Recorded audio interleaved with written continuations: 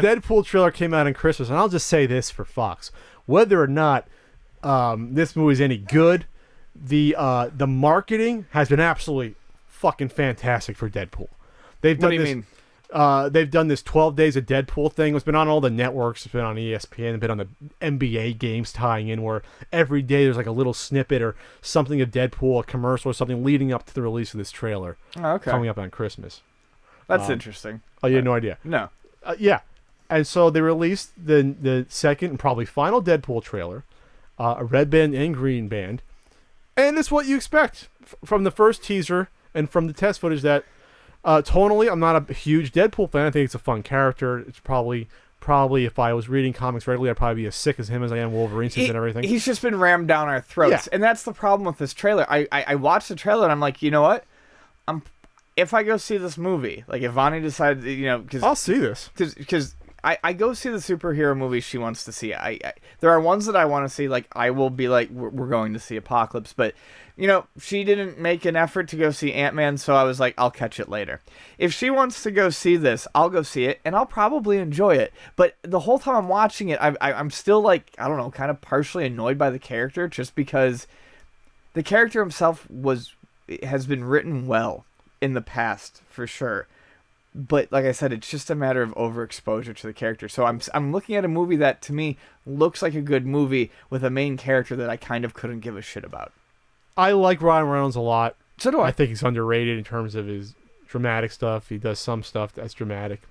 I think he makes some bad choices for movies, but this is a movie he championed for over 5 years, 6 years. He said, I want to do this. It wasn't done properly in the X-Men Origins Wolverine movie, where they sewed up his mouth. He knew that was shit at the time. But the glimpses before that, early in the movie, when he was Wade Wilson, he was smart ass. If you look at the behind the scenes stuff, he ad-libbed a lot of the lines that ended up in the movie. Yeah, to his credit, he looks like he's going to be an amazing Deadpool, which is part of the reason why I'm interested in the movie. He could make me like the character again. I think the character is, even in this trailer, they're trying to give him the love interest to save, and it's like, does he have that in the comics? Does he have the love interest he tries to save? I've always said, and I've said it on the podcast before, my experience with Deadpool is the absolutely phenomenal Deadpool team-ups series, which are one-shots, and a little bit of stuff that I've read that's sequential that he did not have a love interest in. Sure. So I hope, let's put it this way. It's an R-rated movie, superhero movie. Obviously R-rated movie. They don't do extremely well to begin with. The first Kick-Ass did very well. The second one did not. That's why you're probably not going to see a Kick-Ass 3. Most likely. Please, if you're interested in any superhero movie, if you think that the Marvel Studios movies are too kiddie or whatever else, then you have to put money in to see this, or else you ain't going to see an R-rated superhero movie ever after this. Not that, obviously, it's going to make a lot less than any PG-13 movie, but put the money in. I think it looks fun. You have a Colossus. That's a X-Men. Good-looking Colossus, too. And sounds like Colossus. The ones in X-Men 2 and 3, no accent. The guy was fine, but it wasn't the Colossus with the accent, the heavy accent.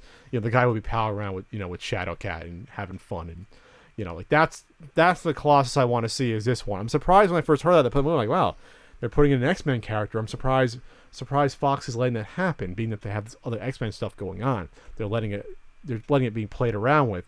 It's unsure if this is in the same universe as the other X-Men movies. Probably not, but at least they're doing something. With it being a Deadpool movie, I'm assuming they're just doing it to add a couple other characters, and it's probably not going to be like looked at as canon. You have the female character hanging around with them, who's funny because she's like texting, and he comments about it. Not too familiar with that character, but I did see that she was only in 1 or 2 comics, so they can have some liberty and do whatever they want with her. They have, what's her name? Gina Carano's playing Angel Dust. She should be playing fucking Wonder Woman. That's a whole other conversation. But she's in the movie. And yeah, the humor looks spot on. It's really violent. It's obviously it's breaking the fourth wall in places. A little concerned that it's not in this one, but in the first trailer, he references not wanting to have. This is when he's still Wade Wilson. He references not wanting to have a green suit, and he doesn't want it to be animated, which is obviously referenced to the very mediocre, average Green Lantern movie that came out 4 years ago already. So it's interesting to me that why are they breaking the fourth wall before he's Deadpool? Did he always have those powers, or did they were given to him later that he could break the fourth wall and realize he was... Everything I've read that's Deadpool has been him in the suit, so I don't know. So, okay. So that's my only concern, is that if maybe they try to do it too much. and or give a reason for him being a sarcastic asshole. To me, it's going to be me trying to wrap my head around the fact that he's this really sarcastic, sardonic asshole before, with having a great wife, and then afterwards he's still the same way. I'd like there to be maybe a tonal shift in the character for a reason for him to use it as a coping mechanism versus him always being like that. Maybe that's a really nitpicky thing, but that'd probably be my concern going into it. Is that I'd like to see a reason for that versus him always being like that. Nitpicky, sure, but I actually kind of agree. I wouldn't mind seeing that, but I just don't think we're gonna necessarily get that in this. Looking forward to this. I'm going to see it. This will be your first superhero movie of the year out of 50 that are coming next year. It's going to be like 6 that are coming. I mean, I like superhero movies, and even I'm like, Jesus, this is too much.